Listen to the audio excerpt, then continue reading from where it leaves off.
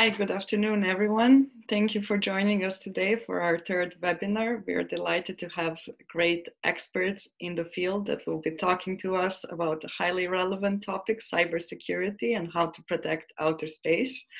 But before we begin, I would like to thank first SpaceWatch.Global for supporting us and providing us with this platform. And I would also like to briefly introduce us, the hosts. My name is Anja Nakarada Pecujlic, and together with my co-founder Marko Pajovic, we started Serbian Case for Space in October 2017. And we started this foundation with the idea that we wanted to engage Serbia in space domain. And in order to do that, we focused on four main aspects: to raise awareness about benefits that are provided with satellite technology, to create a network between all relevant stakeholders between academia, government, and private sector, to encourage our government to join relevant international organizations that are dealing with space activities, and to help create space ecosystem from bottom up. In order to do that, we started with series of lectures and workshops, and these webinars are also a part of that. We are also happy to say that we became regional associate for Copernicus Masters, and that we are planning some pretty cool events in the fall. For example, Planet Hackathon, but you'll hear more about that in due time. And I would like now to give the floor to Marko Pajovic to introduce our panelists. Hello, thank you, Anja. Thanks to our panelists. Thank you all for coming and joining this webinar on a very interesting topic of cybersecurity. Before we start, I would just like to say that we'll have before our two panelists, there will be a short Q&A section. You can you can type your questions out in the Q&A section of this, like the Zoom, and then we'll have a time only for 2 questions, maybe 3 between the panels, and then we'll have around 15 to 30 minutes, depending on the number of questions. After the panelists finish their talks, we will then ask them the questions you submitted. So just wanted to start with our first speaker, Andrej Petrovski. He is currently a director of tech at Share Foundation. He leads the computer emergency response team in helping journalists, media, in becoming more resilient in the digital sphere, as well as providing legal and technical aid in cases of cyber attack. He has authored numerous publications on cybersecurity, data protection, and issues related to open data, copyright, as well as creating multimedia content with a team gathered around Project Share Lab. Andrej, the floor is yours. And thank you, Marko and Anja, and thank you, guys, first of all, for inviting me. I hope that we're okay with audio and video. If we have any issues, please raise it to me. Yeah, so as Marko said, I'm with the Share Foundation for over 6 years now. We're a Belgrade-based digital rights organization that primarily focuses on digital rights violations in Serbia and the region of the Western Balkans, but we also operate on a more global level. In terms of research, we always try to find topics that are not only relevant in Serbia, but also in other parts of the world. We have not dealt with space as such until the moment, so my expertise when it comes to space-related issues is quite limited. But what I wanted to kind of share or speak to you about today is actually spaces in general. The space that we operate in is called cyberspace, and we're all currently, everyone that's present on this webinar is basically located in a way in the cyberspace. And in many cases, it's really hard to define and explain, especially to non-engineers, non-tech people, what actually is cyberspace, and let alone speak about cybersecurity. So there are numerous different types of trainings, or you'll hear about what type of passwords you're supposed to use, that you should back up your system, or that you should update the software that you use on on regular basis, to activate two-factor authentication, etc. But that's not something I'm going to talk about today. So I'm going to share my screen because I have a small presentation for you guys. So yeah, I hope that you can see my screen. Yeah, good. So this one is called Postcards from the Internet. I haven't given this speech for a while now because it was created somewhere in 2014 as a joint effort of my colleague Vladan Joller and myself. And what we tried to do back then is try to map the Serbian internet, or map the infrastructure of whatever the Serbian cyberspace looks like. So to begin with, I'm going to go a little bit technical and say that every connection that we have with between different devices, so basically all of our devices are connected in a way at this moment to a server that's located somewhere, and we're basically all our voices, our videos are located as I speak at the moment in a very probably dark server room somewhere, data center somewhere in the world. So what we wanted to do with this is try to make the cyberspace as physical and tangible as possible so that people could understand it better. In order to do that, we used a technology that's quite ancient when it comes to information technology called traceroute. The traceroute is basically a tool that you use most often than not to identify problems in your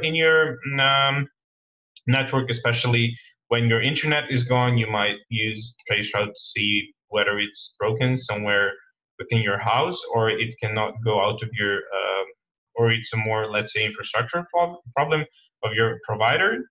So we basically trace routed a lot of IP addresses. What we saw back then, and what we actually knew from our technical knowledge, is that every piece of data within this infrastructure is separated in chunks called internet packets. So those are the smallest units of data that are transmitted through the network, through the infrastructure. So different, basically when you trace route something, you trace this single packet that goes to a particular destination on the internet, to a particular server, to let's say Zoom's server or Google's server, and then see which is the route it's going to take. This way, we try to map out the infrastructure that we use to connect to the internet. So this is the first building on our stop. It's the SBB, which is a Serbian telecom operator, and their data center in Belgrade. From there, we go to Frankfurt in Germany, where there is a big exchange point for various, for almost whole Europe, almost all providers, internet service providers from Europe do connect in Frankfurt. Some of these buildings are invisible on Google Maps because probably they're of strategic importance for the work of the internet. Then we go to Dublin, to Ireland, and in this particular case, we are trying to reach Facebook's server. Then we go to Dublin, to Ireland, where, and after that to Skujak in the UK, after which we go to Bude, where you have the site of the GCHQ, which is the UK Secret Services big data center near the place where actually the cables, the physical infrastructure, dives beneath the ocean and goes to the United States, to New Jersey, Tackerton, New Jersey, which is a landing point for multiple optical cables that go under the sea and across the Atlantic. then to Ashburn in Virginia. This building was considered to be the first capital of the internet because it was among the first data centers ever built for commercial internet infrastructure, and then finally to Facebook's own data center in Forest City in North Carolina. And why is this relevant? Especially when you talk about security, all of these points that we mentioned could be considered points of failure, points where something can happen and data's integrity can be broken one way or another. And this is probably where we are at the moment in a way. So the room in which Zoom hosts their servers that enable us to have this webinar now looks probably very similar to this Facebook's data center. It's a humanless dark space, pretty much like outer space, that only contains some machines and a lot of data that's being stored here. This is something more specific to Serbia. What we try to do is basically map out different internet service providers by size. Telecom Serbia is the biggest one, and SVB the next one. Why is this important? Because we wanted to actually draw what their infrastructures look like. So these are various, as you can see, they look basically like galaxies in a way, maps of different internet service providers, some of them more centralized and some of them more decentralized, as you can see. This is the academic network of Serbia, for example, or the Post network, or some, let's say, other internet service providers that have different types of infrastructures. So this is the entire map of internet map of Serbia. Yeah, every color represents a different operator. So this is a logical map. It's not a geographical map. It represents what the infrastructure looks like. Why is this important for us? This is important for us to better understand what are the different actors that actually are responsible for the security of the infrastructure as such. As you saw, in most cases, the infrastructure is held in private hands, in the hands of private companies, which are more often than not responsible for the integrity of the network. If we speak about Serbia, then I'm going to break this presentation here because it goes in another direction, more related to how data is transferred outside of the country. But what is important for all of us to understand how security, especially cybersecurity, works in Serbia on a more systematic level, and this is a story that we have seen in various examples in various countries, is that unfortunately the state apparatus is really slow to evolve, really slow to change and adapt to the changes of the field, meaning that there is a lot of vulnerability when it comes to cyber attacks. On the other side, the lack of awareness of the general public of what cyber attacks are and how easy or hard it is to basically initiate a cyber attack. We have various examples of basically mistakes or situations, cyber incidents that have been portrayed as cyber attacks. Usually when people speak about cybersecurity, the first thing that comes to their mind is hacking and someone hacking into a system.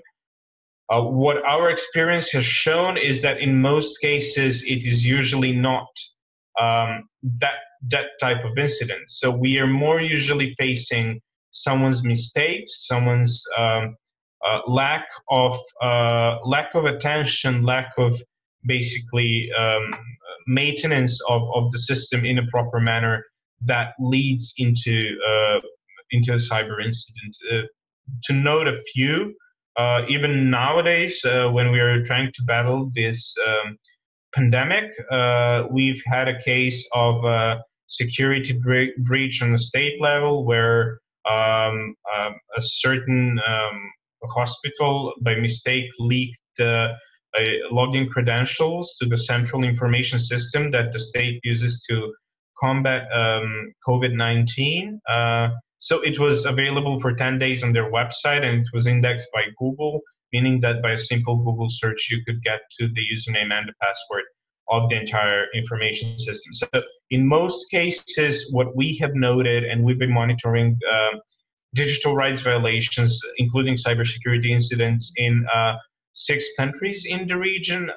Those are Serbia, North Macedonia, Bosnia and Herzegovina, Croatia, Romania, and Hungary. So in almost all these countries, the biggest numbers of cyber incidents are basically related to mismanagement, misadministration, and human error in a way. Our goal and our mission, what we are trying to do, is to raise the capacities of both state and non-state actors when it comes to their own resilience in the context of cybersecurity. Of the non-state actors, I would like to note media, activists, journalists, and all people who are there to protect democracy in a way, to protect the right to freedom of expression, to basically whatever constructs whatever can be considered a pillar of democratic society. On the other side, from the state actors, on policy level, we have worked with various government institutions to try and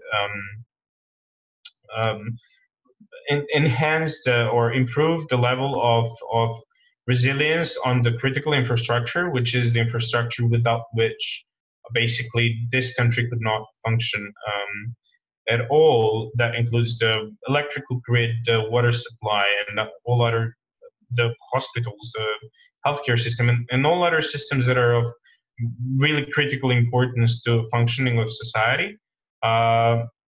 So through policy work with them, we have managed to have at least decent legal framework when it comes to cybersecurity in Serbia. We have big problems with implementation thereof, but that goes for basically every I would say piece of legislation that is being adopted in most Western Balkans countries. I don't know the geo distribution of the audience, so I hope I'm not using too many localisms, and I'll be happy to answer any questions more in detail after I finish speaking, or at the end of the both sessions. So basically, what I like to say in most situations is that technology, unfortunately, cannot fix everything. There are a lot of things that you can prevent by using technology, but at the end of the day, the human factor, the human component of every system is the single weakest point of failure in that set system. So we've had incidents in which personal data was leaked by mistake, or incidents in which data was abused, emails were hacked, etc. Also, since this is a very specific region, and ever since 2016 and the elections in the US, something becomes relevant in global level once it becomes relevant in the US usually. And that's kind of sad, but it is what it is. So after the supposed Russian interference in the US election campaign in 2016, this Russian interference as such became a big word. So there is a lot of people and organizations who have researched foreign activities in various countries, and we live in global society. So we live in a society where the internet as such is global, and it should be global by all means, but that means that we are obviously open to different types of attacks that might have that might have political or financial background. The biggest example of a disastrous attack are the attacks in Estonia in 2016, basically 2015 and 16. Basically, those attacks did create a digital nation out of Estonia, because those attacks were a red flag on how a country can be shut down by cyber attacks. When we go to the domain of space, I can't even imagine what types of issues we might be facing there. But what I can speak about is the use of artificial intelligence and the Internet of Things, which kind of became an old-fashioned term nowadays. It's not as used as it used to be. So basically, when you think of an infrastructure where you have millions and millions of devices that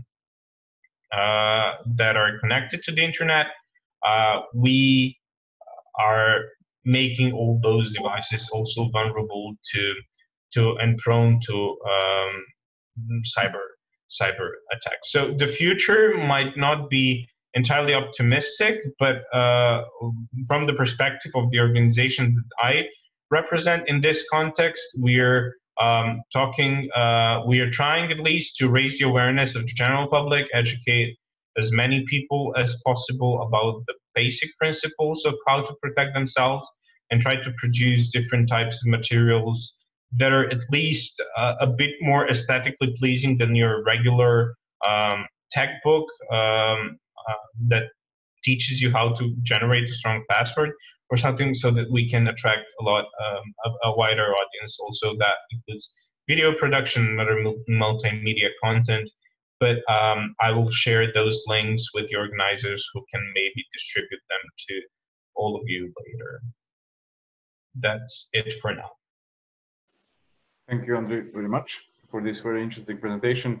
And for me, it was especially brilliant how those clusters of service providers actually, made it out like a galaxy. So it was a very, very interesting, symbolism of the presentation that will Daniel further talk about, especially about satellites at risk, etc. Before we start with the Daniel presentation, so we have a time for 1 or 2 questions, but I'll just use my position here to ask a first question. So can you tell us more about the defense of when you talked about the attack on the state-based institution that was doing aggregation of COVID data. So what are the first steps of defense in that case? And is the government doing it by itself, or? No. Well, so the thing is that the government didn't find out about it for 10 days. That is the first problem. And when you speak about technology, like when you speak from the perspective of the space and the galaxies and planets and the ever growing space, 10 days is nothing. But when you talk about technology and when you talk about the cyberspace, 10 days is basically millennia of time. It's a lot of time. So first of all, it took the government a lot of time to get to it, and it got to it because we found it out. So we found it by chance basically, by researching the information system that the government is using for combating COVID-19, and then reported the incident to the authorities. Now, different authorities had different response time.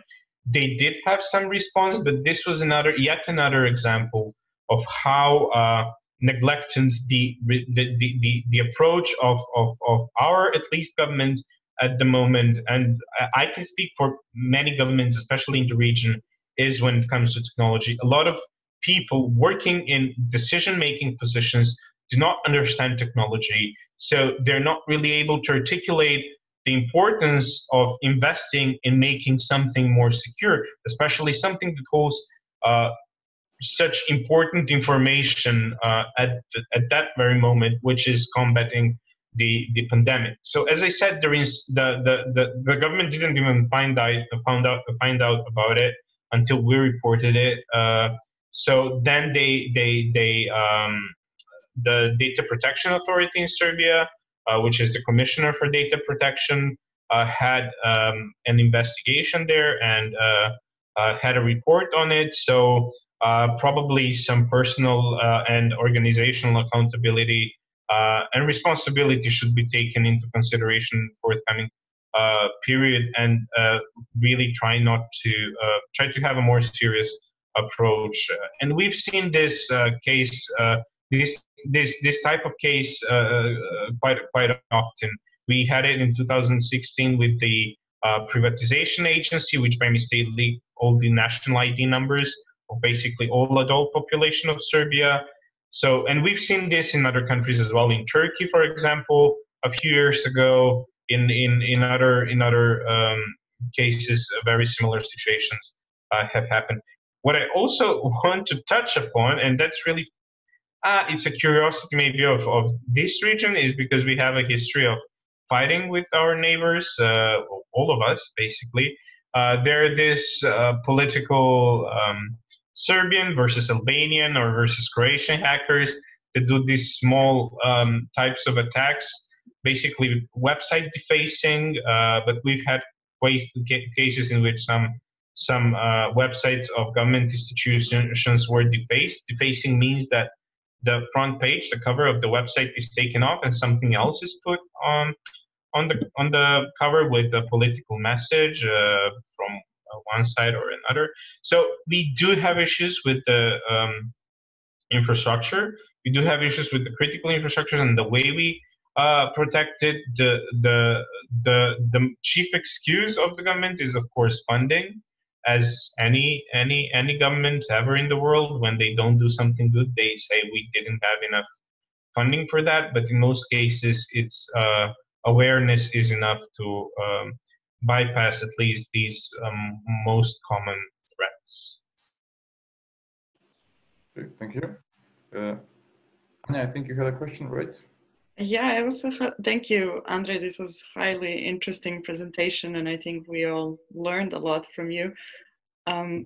You mentioned that you were working with government regarding policies and laws. Can you tell me, are there any international laws that you're applying in this regard, or is it more nation by nation, or are there any like principles that are guiding for this topic? Yeah, I don't know about on global level, so I don't think there is legislation on global level tackling it, but there is definitely on European level, and there is a few of them. On the Council of Europe, there is the Budapest Protocol for information security, which most of like all members probably of the Council of Europe have signed that protocol, and other additional sub-protocols that go with it. Also on European level, there is the Network Infrastructure Security Directive, NIS Directive, which is the role model for all the national legislations that have been adopted in Serbia and almost all other European countries. That includes all member states plus the countries that aspire to become members of the EU. So yeah, there is legislation on European level. There are global standards, obviously, that have been set up in formal or informal circumstances, like the Internet Governance Forum or similar events and fora where cyber policy in general is discussed, and especially as a very specific segment, cybersecurity policy as well. Serbia it was among the latest countries, among the last countries in Europe that adopted a law on information security. So it was adopted in 2016, 4 years ago, but even those 4 years have passed and all the bylaws have been adopted as well. We're still far away from saying that we have implemented that law. I cannot really say how much in percentage, but we're still pretty far from saying that we have basically a law in place that makes sure that everything works. We do have the law, but we just don't implement it. Thank you, Andrej. I just want to add that the questions regarding safety about satellites and the cybersecurity will be transferred to Daniel, because he will talk about it more in depth in his presentation. And on that note, I would like to introduce Daniel himself. Daniel Porras is Director of Strategic Partnerships and Communications at the Secure World Foundation. Previously, Daniel was the Space Security Fellow at the UN Institute for Disarmament Research, where he focused on political and legal issues surrounding space security. His main focus has been on the progressive development and of sustainable norms of behavior and space activities. Daniel also conducted research on the emergence of new technologies and approaches to strategic stability in outer space. He was the resident technical expert for multiple UN bodies working on space security issues, including the group of governmental experts on the prevention of an arms race in outer space. Daniel, thank you for joining us, and the floor is yours. Okay, there we go. Can you hear me okay? Excellent. Well, hello, everyone. It's a pleasure to be joining you. Let me see if I can see a few more of you folks. All right, there we go. Thank you so much to Marko and to Anja for inviting me to speak with you all today. It's always a pleasure to be associated with the Serbian Case for Space. You guys do really great work, and it's a pleasure. I also still have here my notebook from Serbia, so just point that out. Also, before we kick off, I note that Anja's mom is supposed to be in the audience today, so no pressure on me, but I do just want to invite her. Anja's mom, if you have any questions, please feel free to interrupt me. I want to keep this as informal and sort of free-flowing as possible. I know I've got 30 minutes, but hopefully I won't need to use all that time and we can get into a discussion about some of these big issues. So thank you so much to Andrej also for introducing all of the cyber elements of this conversation. And now I want to sort of switch it over and focus it on how this affects satellites and space activities. And this is the Space Café, and we're space folks. So how does the cyber element start to come into work with the activities that we're engaging in? Now, Andrej also touched on certain issues of sort of cyber safety, like where things maybe are not necessarily related to intentional hacks or attacks on a particular system, but maybe are more related to just bad software, or maybe there was an accident that happened, somebody mistyped something. But what I'm going to be talking about more is the security side of things, which is incidents and activities that result from intentional actions, things that occur because somebody wanted them to happen. And this is a quite big issue with space security, because what we are starting to see is as space capabilities and satellites become more crucial and more important for all of our daily activities, so they're also more important for the military. And if the military is using satellites for monitoring the activities of troops or communications or other strategic purposes, well, then it probably makes sense that the adversaries out there are going to want to come up with the means to try and interfere with those capabilities. So let's start at the very beginning. Space. Okay, we all know that space is becoming very important for everyone. We're able to use satellites for a number of different purposes, including things like telecommunications. Many of us are communicating today thanks to certain communications that are being passed through satellites. In that sense, satellites are a conduit. They're not necessarily the endpoint for a lot of software or for the capabilities that we use on a day-to-day basis, but they're just like a pipe that kind of leads from one point to another and allows us all to be connected. Now, in that sense, a satellite might not necessarily be the ideal target for a hack, but what it is, as a conduit, is a possible point of vulnerability.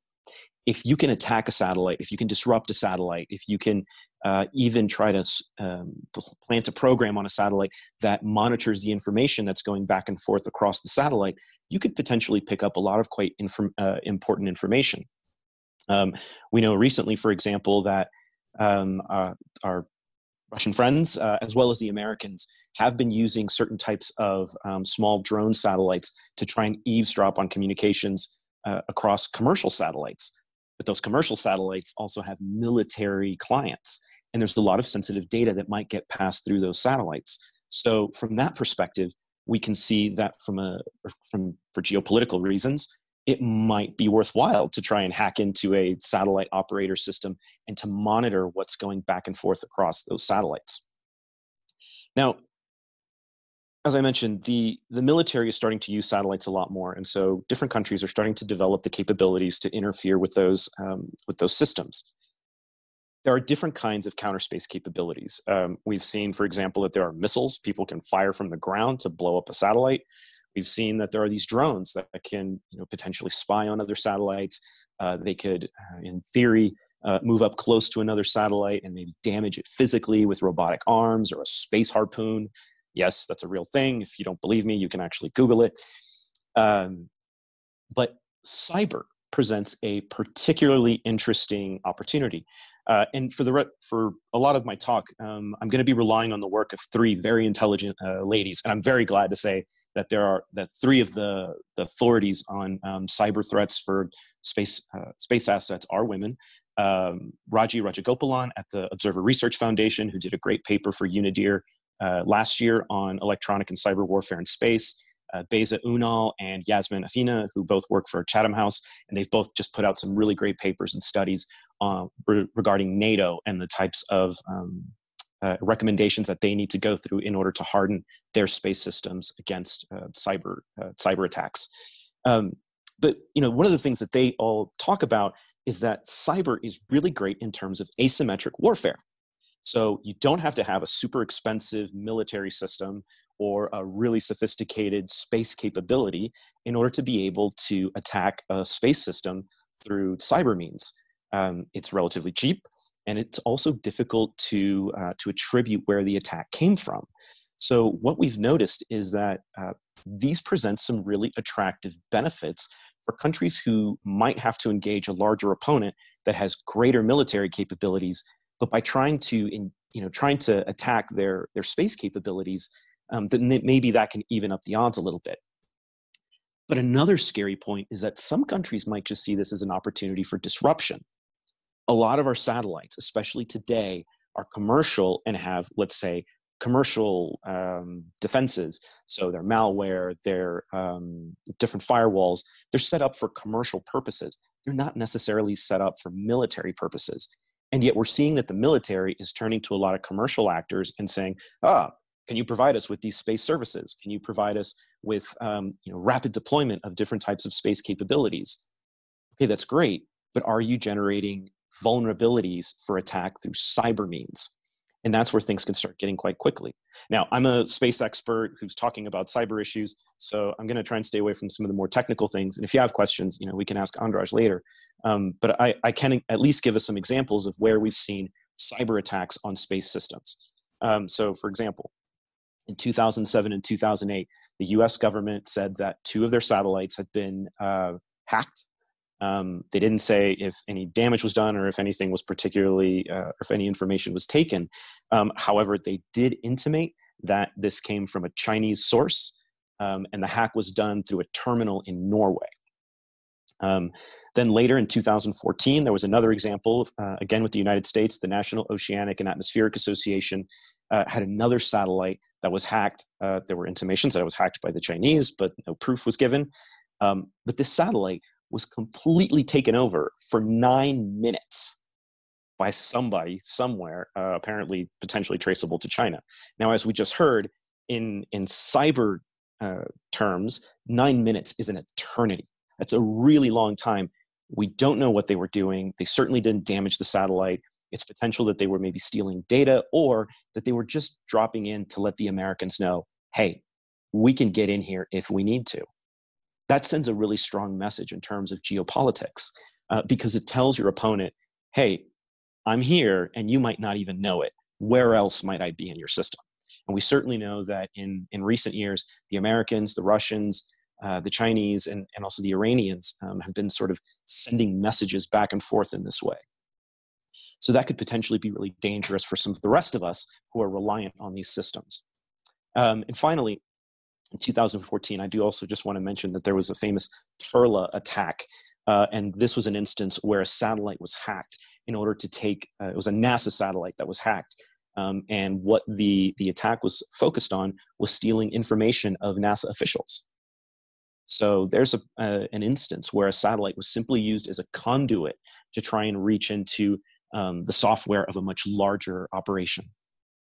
Now, there are a couple of different layers of potentially dangerous situations that we have when there's a big hack on a space system. The scariest one, of course, is the strategic issues. What happens when somebody starts trying to hack a system that controls satellites that are responsible for nuclear weapons or nuclear deterrence or nuclear defense? Somebody might take that the wrong way. Now, it could be China just be probing American systems, or maybe the Americans are just probing Russian defenses. But what happens if it's a non-state actor? What happens if it's just a brilliant kid in a basement somewhere who's just poking around the wrong website, but accidentally makes somebody nervous? When we're talking about nuclear systems, countries tend to get very, very sensitive and very jumpy.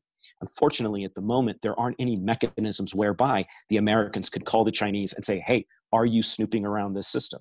There's no way that the Russians could reach out to the Americans and say, and ask, hey, are you trying to, is this user coming from your network, and do we need to be worried about it? So there tend to not be a lot of guardrails that may or may not have existed during the Cold War when it was just the Americans and the Soviets.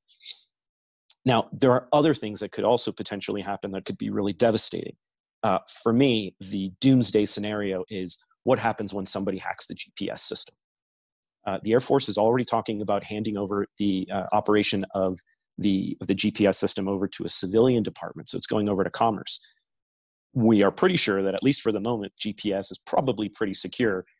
Will Commerce continue that tradition of GPS security? I'm sure that things will still be really high, but just imagine what happens when somebody manages to interfere with GPS, even just for a few hours. The economic implications of that, and also the livelihoods of certain people, especially folks who are in disaster situations, could be devastating. I'm keeping an eye on the time. We could also see that countries might start using hacks on space systems just to be a nuisance sometimes. We've certainly seen that space systems have been targeted in the past, not for any big military advantage or to carry out a much larger project, but really just to be a nuisance. One example that I always like to give is a few years ago, there was a jamming signal for GPS coming from North Korea, and it was jamming the signals of airplanes that were coming close to the Seoul airport. This went on for about 2 weeks. And fortunately, the airplanes have other mechanisms to land, but that puts a lot of people's lives at risk just the same. And as far as we can tell, there was no greater purpose for that jamming or that spoofing incident other than just to be a pain in the butt. So the United Nations, the multilateral system, has certainly seen this as a big crisis. And as was asked earlier, are there any international rules or laws that are being addressed towards these problems? Well, we haven't managed to come up with anything yet, or the United Nations hasn't managed to come up with anything yet. But there are a few issues that are, or a few initiatives that are currently going forward to try and address these problems. One, there are a GGE, a group of governmental experts, and a working group. So there are two different groups that are working in parallel right now to try and address some of the issues, the security issues specifically related to cyber attacks. Now, they're trying to define what is a cyber attack for one. When is a cyber attack a use of force under the UN Charter? When is somebody allowed to defend themselves because of a cyber attack? These are issues that we don't have any legal clarity on right now, but hopefully they'll be able to come up with some ideas. On the space side, as some of you know, we've had a couple of different initiatives. We've looked at cyber threats in the realm of space, but I mean, we can't even come up with answers on physical attacks on satellites, let alone cyber attacks just yet. But that is certainly something that has been looked at, and that we're trying to find, or the United Nations and Secure World Foundation are trying to find some synergies so that we can find some common solutions to these issues. What do I personally think might be done? Well, we've got a few issues in the international front that doesn't allow us to talk about certain problems.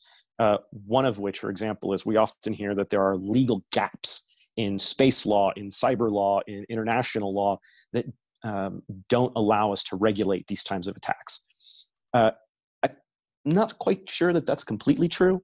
I actually think that we do have quite a lot of rules that are already that could address the issue of cyber attacks on space systems, but we haven't really defined how those rules should be applied. For example, in the UN Charter, we have Article 2.4, which says it is prohibited for threat or use of force against another state. Well, does that apply to a satellite? And if so, how? Perhaps if we could come to some consensus on how that works, we could apply some of the rules that we already have here on Earth to space systems and cyber systems. It would also be good if we could figure out how to apply international humanitarian law to those things. We might also come to an agreement that we shouldn't attack certain space systems. GPS is one great example of a system that is absolutely crucial for civilians. But we also have other global navigation systems. We've got the Galileo, the Chinese Beidou, the Russian GLONASS. India's got their the Gauguin system. There are a number of these that are starting to go up, and these are all geopolitical rivals as well. Perhaps we could come to some kind of an agreement that says, look, these types of satellites are really important, and the systems, software systems that are associated with them are critical for our civilians. Let's not touch those because they could potentially have devastating effects on non-combatants. And finally, I think we also need to have a better understanding of what the consequences are. We often talk about what could be the consequences of an attack on satellites or an attack on cyber systems, but what we're seeing now is that space systems and cyber capabilities are unifying the Earth more and more. I mean, we've got things like SpaceX's Starlink mega constellation, which is going to be providing broadband for the whole world. In theory, that is going to be one giant network that is plugged into almost everyone around the world. A cyber attack on something like that could be devastating in the future. So what could the consequences be? And if we talk about those consequences, maybe we convince our leaders that some of those are just way too difficult and way too devastating for us to be thinking about. So those are just a few things that we might talk about at the international level. I'm going to stop there. I think it's about 15 minutes. Yeah. So if y'all have any questions, I'd be delighted to answer them and to provide maybe some further guidance on where you can look for more information. Okay. Thanks, Daniel. A very, very interesting presentation. Honestly, I was blown away with some of the facts that you mentioned. So yeah, thanks again. So yeah, we can make the kind of question and answers a more like a dynamic thing, as Daniel mentioned. Like you can ask the questions on the fly and we'll just go through it in the question and answer section. Just to tell you all once again that don't please ask questions in chat, just focus on the Q&A little window in the Zoom panel. So yeah, we can start with some questions. The first one was from Priyanka, but I think that you already answered, like, does such attacks have potential to have a hit and run in space, and the safety and security of a satellite, is the safety and security of a satellite at risk? So I think that you went through that, like through your presentation. If you want to add something more, you can, but I would just like to follow up with the question, how can satellites, from Željko, how can satellites encrypt their data that they're sending to their base? Actually, I think that's probably going to be more of a question for Andrej. Yeah, but, just wanted to add that if any of the two panelists can answer, just yep. Yeah. Okay. I mean, at the very least, I can say that there are a number of efforts right now, certainly with the military, but also by commercial satellite operators, to try and figure out how to make their signals more secure, more robust. Certainly, we've seen situations where, a satellite is just one more node that you can potentially get into a system through. So uplink, downlink frequencies can also be used to try and hack into a system. So it's important for satellite operators to keep those encrypted. The concern that I have, though, is, if you have a commercial satellite operator, there could be 100 transponders on that satellite, and one or two of them could be leased to the military for providing certain services.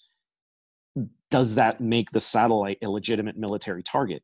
If those if those transponders are being used for troops that are carrying out attacks in Afghanistan or in Syria, or if they're being used for drones to be, dropping bombs in battlefields across the world, would the folks who are getting attacked, would they be justified in attacking those satellites?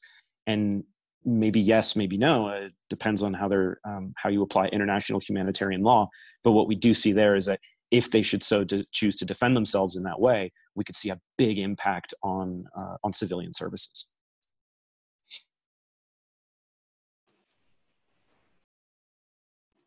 Andrej, you are muted. Yeah. Okay. Sorry. I tried using the space button, but it doesn't work. Yeah.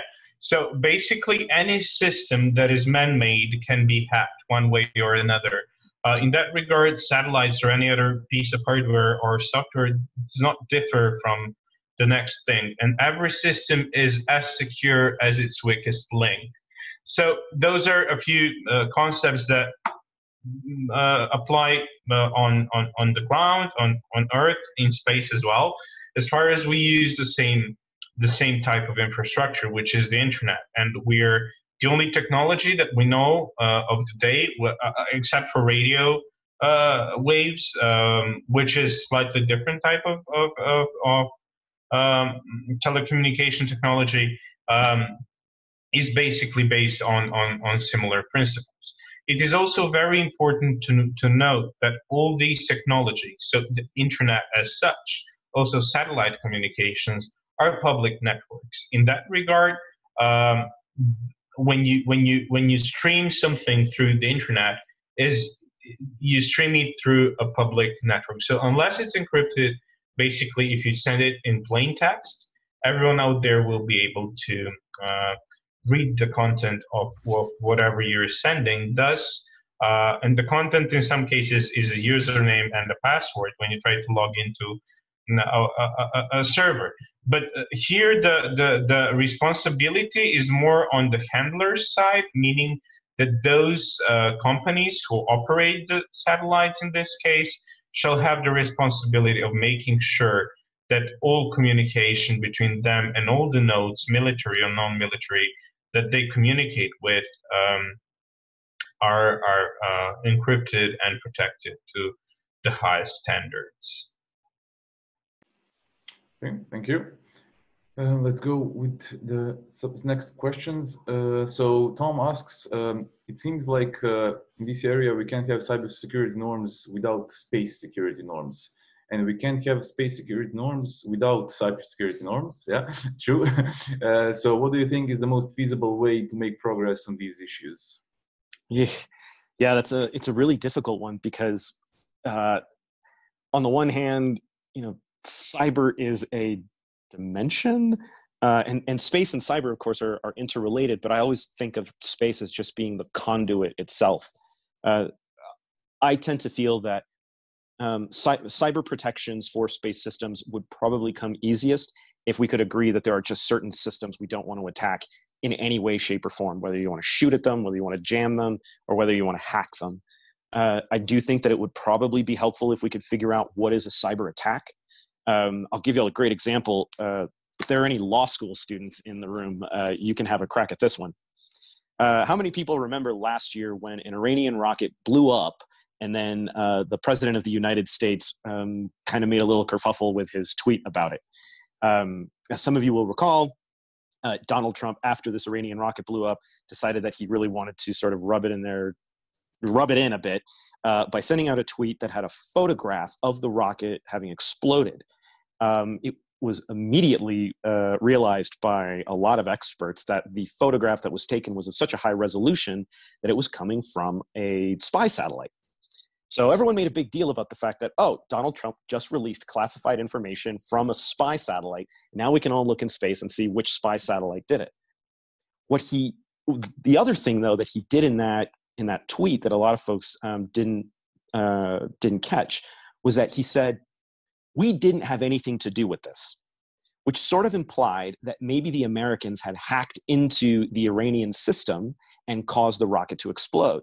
Now, at the same time that this was happening, a number of Iranian oil tankers had some problems. They floundered, and I think they even lost some oil in the Gulf. because they had been hacked by sources that were traced back to the United States. So in this instance, it's not so unfeasible to think that potentially the Americans could have hacked into the Iranian system and done something to cause the rocket to explode. Now, most experts will tell you it's not an attack if nothing was damaged. Well, that's physical damage.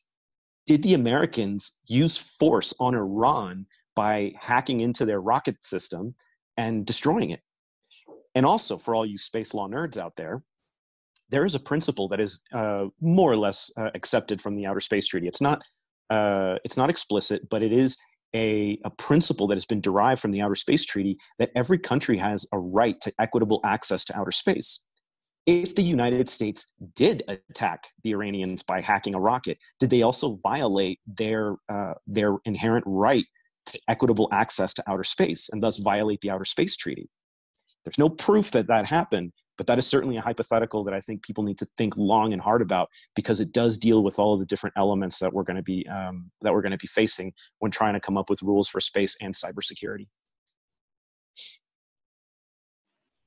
Yep. Yeah, for me as an engineer, law is, I wouldn't like to now be nihilistic about it, but whatever we might agree as a law at a certain point of time does not really grant a long-term solution to anything, especially when it comes to technology, which changes much faster than what any lawmaker is able or capable to produce in terms of legislation. Having said that, I do not diminish the importance of having laws. But on the other side, I always think that we should have, engineers tend to always have in mind the worst case scenario, and maybe that helps in situations in which we talk about systems that are as vulnerable, as sensitive, and as important as this one's. So basically, what we need to think of are other ways to always develop mechanisms and ways to have greater level of protections, because we cannot rely on trust when it comes to, especially to military related stuff. Geopolitics changes quickly. So for 4 years now in the White House, we have an orange person who has made different decisions, who might be inherited by another person who might have different types of decisions. In other governments, we have other different types of lunatics sitting who have the power to make decisions that can basically influence the entire world in very different manners, in many different ways.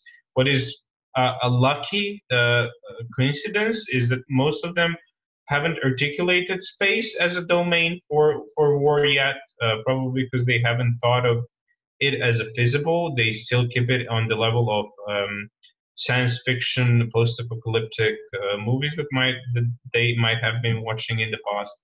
But in the near future, that is going to be certainly one of the primary domains in which warfare will happen, because it's as Daniel said, you do not have to be a world superpower in order to hack into someone's satellite. You just need to train engineers that are smart enough to do that and have enough resources to build resilience around you, so that resources does not only mean money, it also means intellect and continuous investment in efforts to produce these people who actually know technology and who know their way around it. So basically, small nations can become relevant players in the domain of cyber warfare.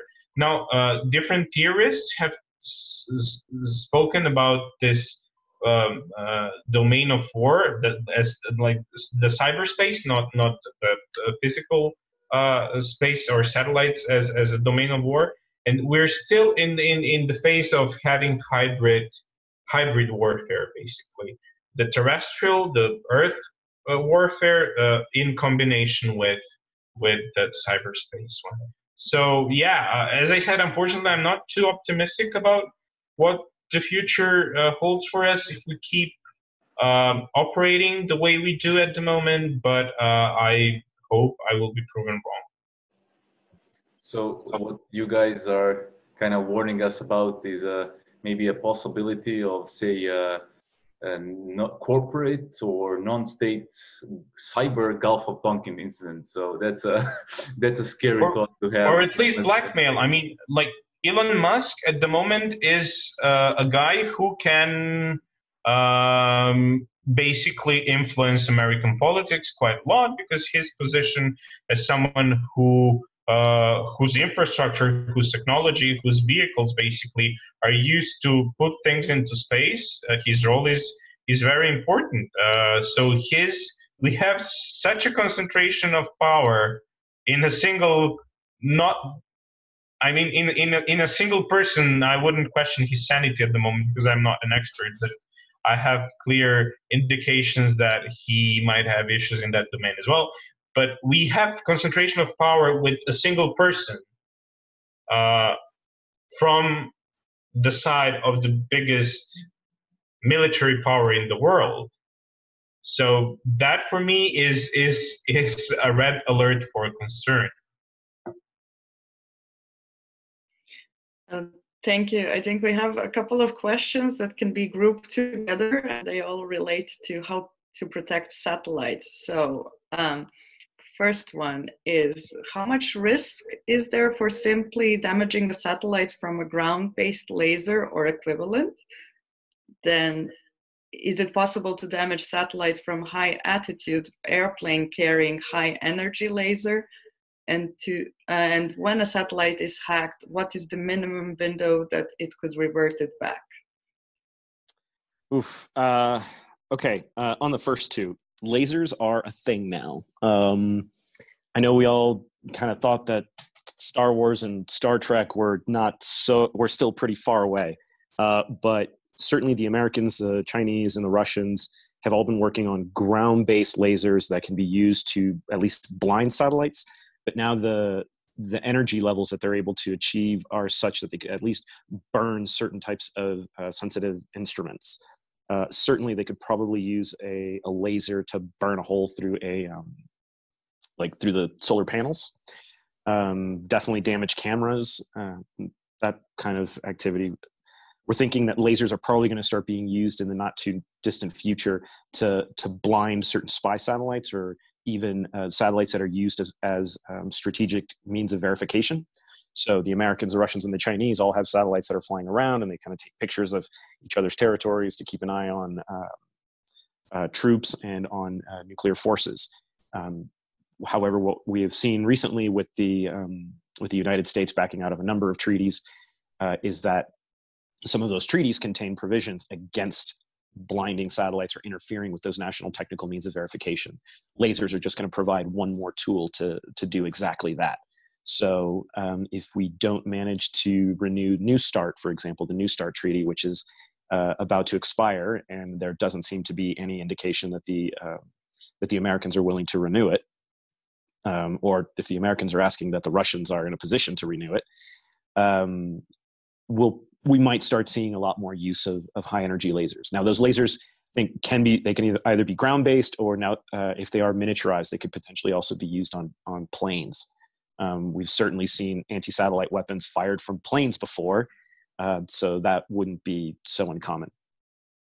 Finally, in the question about how long do you need to respond if there's a hack, I mean, I don't know. It's probably pretty similar to how it is with normal systems. But what we do know is that you don't always know that somebody has hacked your satellite. And again, it's not always the satellite that the hackers are going for. Most times, what they're going for is just the system behind the satellite. But satellites can also be vulnerabilities in and of themselves. So it just depends on what the mission is. I think that there has probably been a lot more of this signaling with hacks than folks are letting on, which is that a hacker will just get into a system and maybe leave behind some kind of a trace so that people know, just to have that fear, that suspicion that somebody can get into the system if they want to. Thank you, Daniel. And to what extent are satellites prone to DDoS attacks, either as being made source or target? I haven't seen any specific examples of that, of those types of attacks being used, but that's certainly something that is being contemplated. Again, any hack that you can do on a normal system, you can also use it on a space system. The only challenge with the space capabilities is that the extent of the attack could be much broader, depending on what it is, because satellites do connect so many disparate nodes. And since Daniel, you mentioned that the hackers will often leave a trace, do we have a possibility of not leaving a trace, and then and then basically we have an information that the hack even happened, or is there a possibility that we wouldn't even know that the hack happened? That is exactly the thing. You just don't know. Maybe, you know, somebody has likely hacked this system and they're probably listening to everything we're saying right now and we don't know about it. It just depends on what it is that you're trying to achieve. So, for example, in the situation of a NOAA satellite getting hacked, there's a good possibility that, they might have wanted the Americans to, whoever hacked it, wanted the Americans to find out so that they could be nervous about what other systems might be getting hacked. In other situations, perhaps they're leaving backdoors or leaving some kind of malware that's just going to sit there until in the future they decide they want to use it. I mean, we've also heard recently that the Americans and the Russians have both been hacking their electrical grids so that, if in the future we're going to get in a fight, they could potentially shut down their power plants. That to me kind of sounds like something that wouldn't necessarily fly with the international humanitarian law, but that is a measure that is apparently being pursued. Yeah. Andrej, do you want to add anything, or? Yeah, I think that Daniel covered pretty much everything. Okay. We'll have a couple more questions. So, would adopting a no encryption, no fly rule make sense? If so, what mechanism is there to adopt it? I don't know. That sounds like an interesting idea. I hadn't really thought about it, but I'll have to dig into it before I can answer. Yeah. Andrej? I don't know. Okay, so a good question, I must say, and something that we'll probably research further. So the last question that I want to, the last submitted question is, nanosatellites can make a revolutionary change in the field of communication. Can we build them using simple tech tools? And how can we protect them from using cybersecurity norms? Yeah. I think that's also just going to depend on the nature of the activity that the satellites are being used for. Small satellites, technology that they'll be using is fairly rudimentary, but the system behind it is what is vulnerable. So certainly somebody could potentially take control of a small satellite through the TTNC frequency, the tracking, telemetry, and control frequency, which is how a satellite gets its signals about where to move, how to move its solar panels if it needs to adjust, or maybe something to do with the data. It might not be so easy to encrypt the small satellites to prevent a pirate signal from reaching it, but you can certainly encrypt the satellite signal. I also think that the satellite operators are going to have to make decisions about how much protection they're going to need.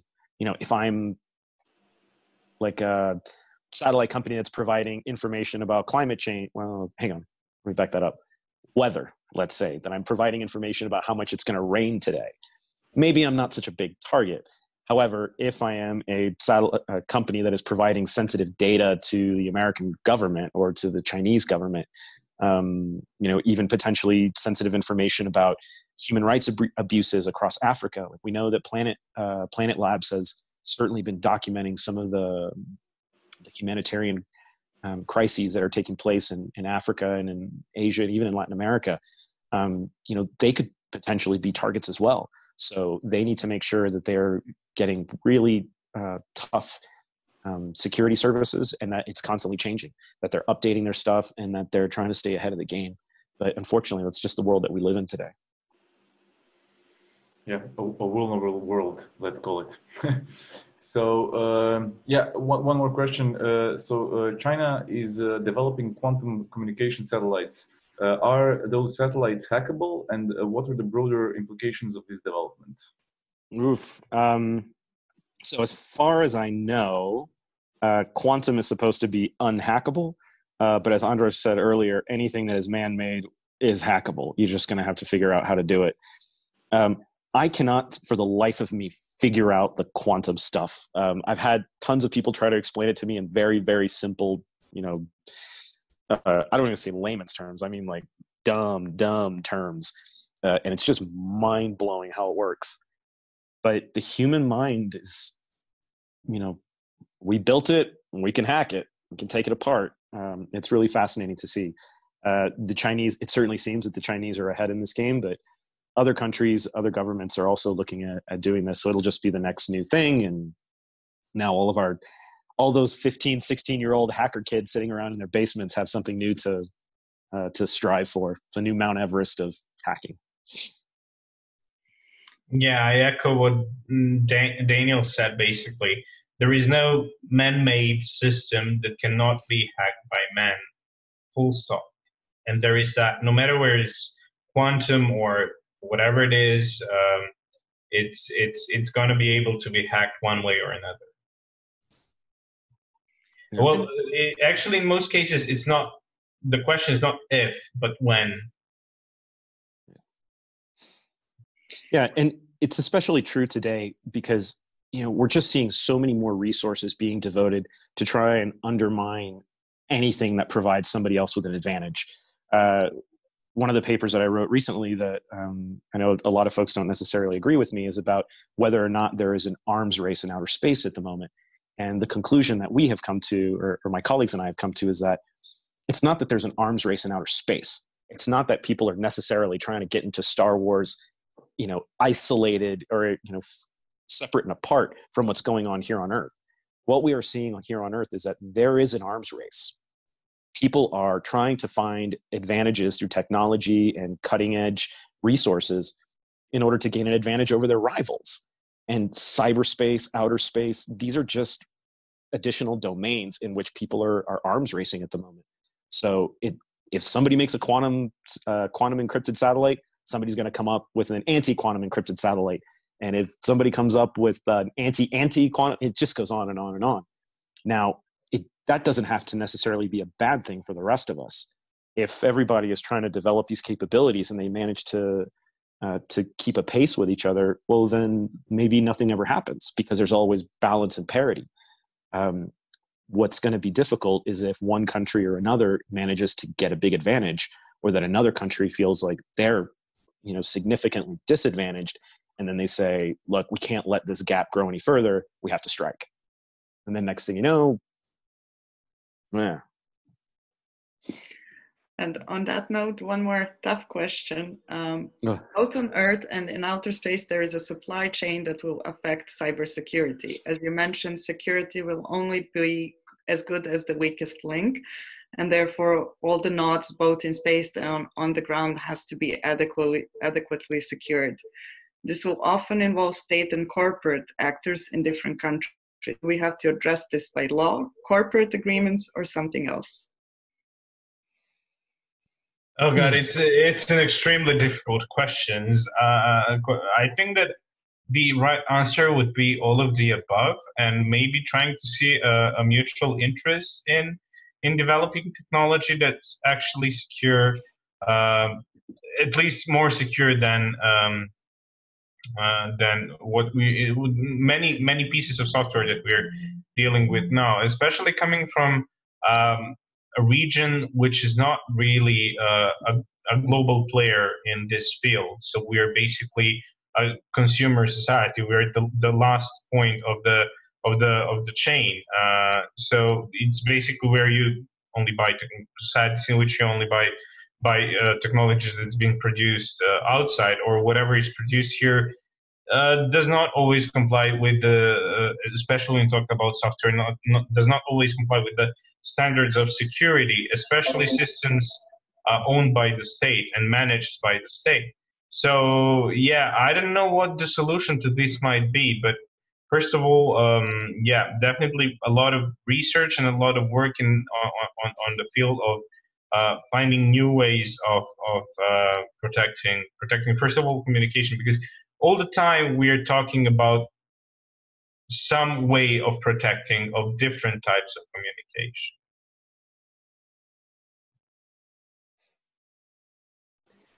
Daniel, do you want to add anything? Yeah, I mean, also all of the above. I think really at the end of the day, we've got to just ask ourselves, what kind of a world are we looking for? Do we want a competitive world where we do continually have to keep upgrading our security to prevent our rivals from attacking us or infiltrating our systems? Or do we want to try and get a world where maybe we don't, we do have security means just as a protective measure, but maybe we can start building a little bit more trust amongst certain actors to try and develop more of a world where we don't necessarily have to have so much security. I know that's quite outlandish to think of, but perhaps by at least identifying what is the end result that we want, what kind of a world are we looking for, then we can start trying to identify the means and the pathways that we want to get there, and whether or not that requires more security or more international law or more bilateral commitments or anything. I think that's where it will come from.